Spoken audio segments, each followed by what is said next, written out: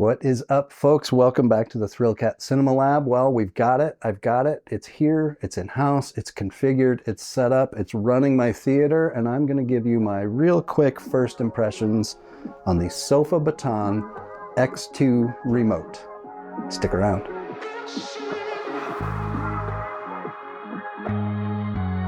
Hey guys, what's up? So I've had this Sofabaton X2 remote up and configured for about 48 hours. So this is by no means my exhaustive final review. That'll be coming in a couple of weeks after we've had a chance to really run it through the paces. But I wanted to get something out there because it's probably not a secret. I was not a fan of the X1S. I've got it here.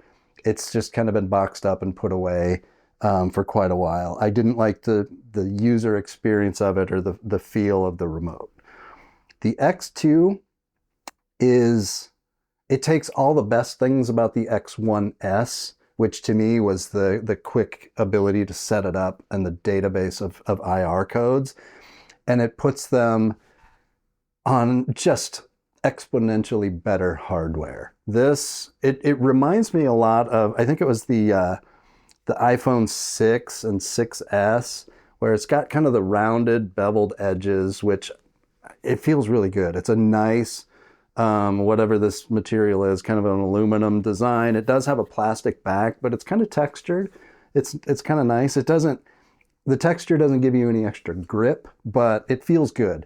It has nice weight to it. It feels substantial, much like the other remotes that I've been using in here. It's just, the hardware is so much better. Gone is the scroll ball that really, for me on the X1S, made it feel like it was using two remotes because it was almost a two-handed experience. This is a more traditional, it has the touch screen, so you can bring different things up on the touch screen. It has the click wheel and D-pad, some basic keys for, your channel up and down, your volume up and down, guide, transport controls, a few macro buttons, the color buttons, a menu, and home. Really a very, very well thought out design and update here with the hardware. As far as the software goes, like I said, it was really, really quick and simple to set up. Sofabaton, you use their mobile app, you connect things, you update all the firmware, and then you start going through their database, and their database is very large. That was one of the things that it's one of the things that goes against some of these newer remotes that Harmony had, which was a large database that made it easy to just go in, search for your device, add it, configure it, and use the remote. So that is really, really nice. I was able to, in about probably half an hour, add all of my devices, and then I spent another 15 or 20 minutes really just kind of roughing in the basics of my activities. I have 3 activities based on the media player. So I have a watch Kaleidoscape, I have watch Apple TV, and I have watch Blu-ray. And each one turns on the necessary components and activates the proper input, gives me control over the Storm audio receiver for volume, and the transport and navigation controls go to the source device. Really, really easy. The only things I had to modify from the default were I changed some of the timing on the startup sequences to make sure that the Storm audio was powered up enough to receive that next command to select the proper input. So I drug the input select down in the list and added a little bit of extra delay earlier in the list. And then I just had to add another power off command for the projector to make sure it confirms, because the JVC projectors, you press off and then it has a confirmation message that you press off again. So really quick and easy to set up. And I guess just to clarify, my equipment list is a Storm Audio ISR Fusion 20 AVR, and it had all of the Storm Audio devices in the list. I have a Kaleidoscape Strato C. I have a Sony UDP 800 Blu-ray player and a Panasonic UB820 Blu-ray player, I have an Apple TV, and I have a Lumagen, and I have a JVC NZ700, which is the newest line of their projectors. I will say that, like every other device that I've had in here since the Harmony, the Lumagen remote codes cannot be learned by this remote. For whatever reason, their IR remotes just do not learn into the unfolded circle, the Ava, or the Sofabaton, or the previous, the X1S either. The Harmony did have that capability. I'm not sure what it really is that's causing it, but it's not uncommon to the Sofabaton. Other than that, everything else was in the database, ready to just fire up and use. I have not yet successfully connected this to Home Assistant, but I don't think this is a problem with the remote. I think it's something in my Home Assistant installation that I need to do on that side of it that I'm not sure. So I'm going to reach out to Sofabaton, and I'll have a more definitive discussion of the Home Assistant capabilities once I have got that configured properly. To be fair, my Ava remote also has not been successful using Home Assistant either. So Ava uses webhooks. This uses the Mosquito Broker. I don't know enough about it to know if those are similar or completely different or what, but I'm going to work on getting that going. You know, the one thing to remember about the Sofabaton is this is going to be largely IR based and Bluetooth based if you have Bluetooth devices.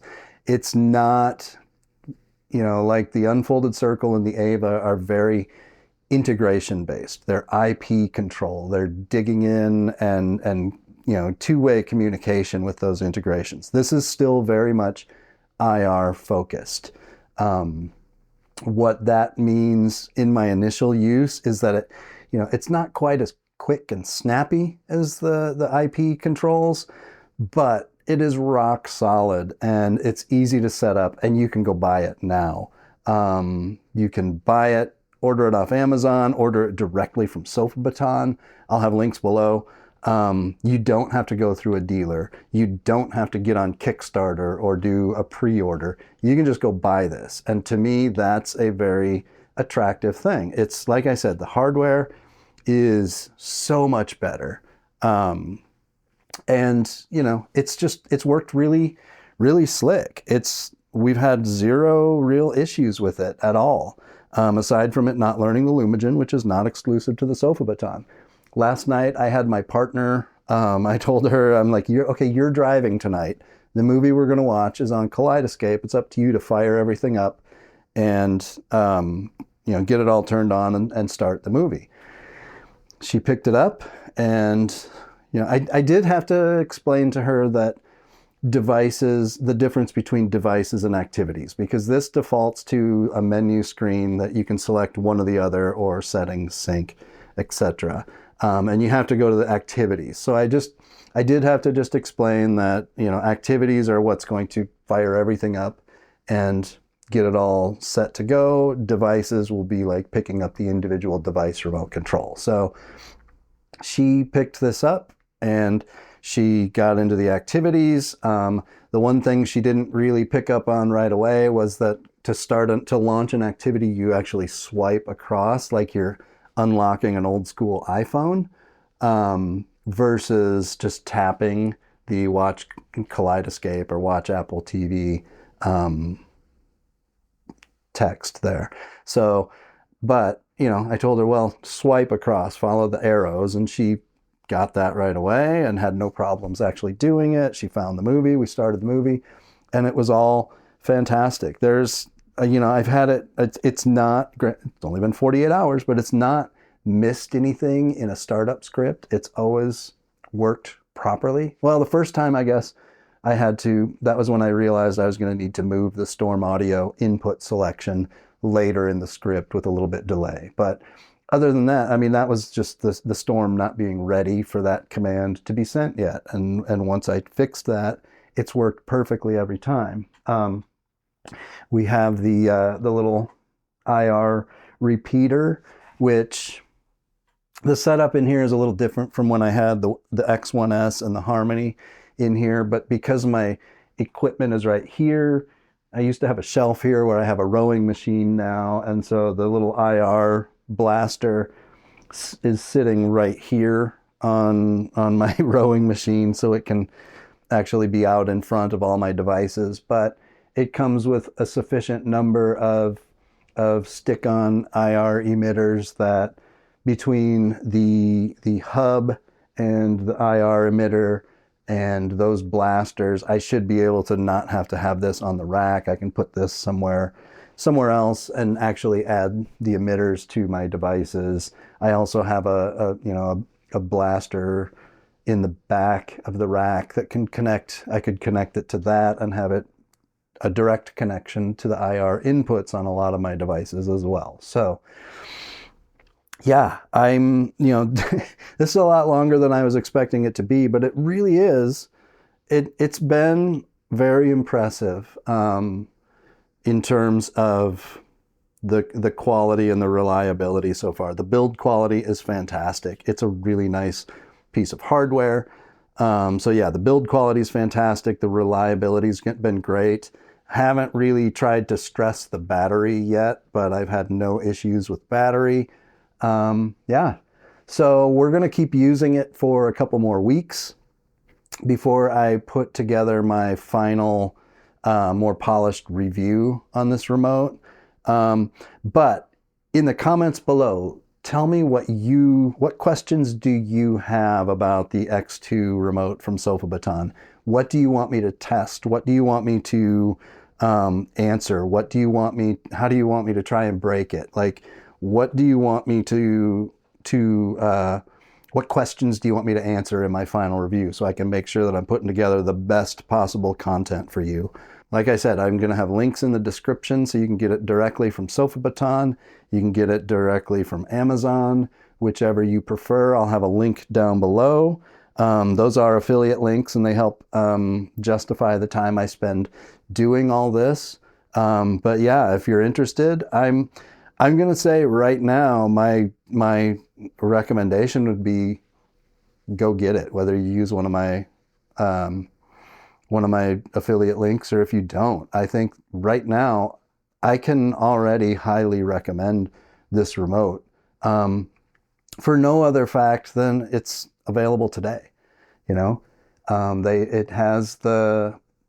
is all IR. Just be aware of that, or primarily IR. I have no doubt that I'll be able to get the Home Assistant stuff working. I have, though it might be a little more limited than other capabilities. It has Bluetooth. It does have RF, but I guess that's the other thing is my Seymour masking system is an RF remote at this point, and I haven't been able to get that learned into here, but it's same story with the other newer remotes, and same story with the Harmony on that. That's just a remote that no smart remote or universal remote has been able to learn. But I would absolutely, I would not hesitate. If you're someone who doesn't want to pay the premium for an Ava, doesn't want to wait for an unfolded circle, but you're looking to replace your Harmony, this is an absolute, like I had a hard time telling people to go buy the X1S. The X2 is a completely different story for me right now. I can absolutely recommend this as of today, as of 48 hours of use. But use with some gear that's not necessarily just, oh yeah, I have a Sony TV and a Marantz receiver and Sonos.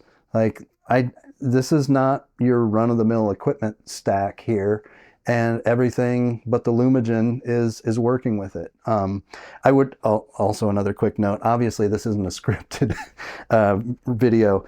It will work with, I believe, Sonos, Roku, and What's the other one? Philips Hue lighting via IP control. So it will work with those. I would imagine they'll add some more. I was kind of surprised it wouldn't connect with the Apple TV that way, but Apple's funny that way too. But, you know, I would imagine that you'll get more IP control over time as they develop the software and keep working on it. Just obviously the capabilities there. They've got 3 devices. I guess I do have some Hue lights upstairs. I could try and integrate those in here before I do my final review as well. But yeah, again, I'm impressed. What are your thoughts? Are you Sofabaton X2 curious? What do you want to know? What questions do you have? What can I answer? What can I test? I like it so far. All right. That's going to be it for today. We'll talk to you real soon. Like I said, keep an eye out for the full review on this in a couple weeks. Make sure you like this video, subscribe, drop your questions below, and I'll see you soon.